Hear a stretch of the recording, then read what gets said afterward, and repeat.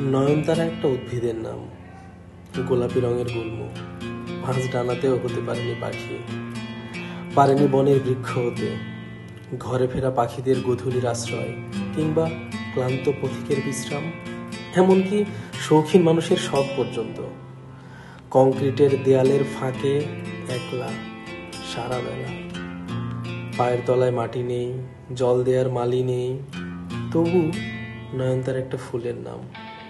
অতিকায় বৃক্ষ ভাঙে ঝড়ে, ব্যাপক বিক্ষোভে আকাশে ওড়ে সন্ত্রস্ত পাখিরা।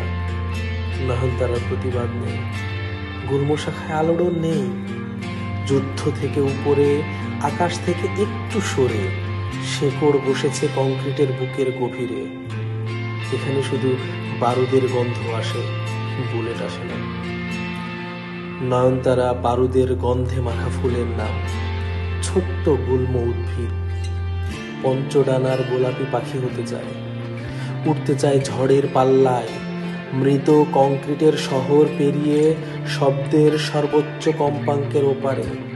আটপৌরে সচরাচর ঝড়ে যদি ডানা ভাঙে, আটপৌরে আগুনে যদি গলে যায় ইকারুসের ডানা, নিতে চায় আশ্রয় পঙ্গু বৃক্ষ শাখায় কিংবা প্রিয় পোড়ামাটির কোলে, যেখানে ফুলকে সবাই ফুলই বলে।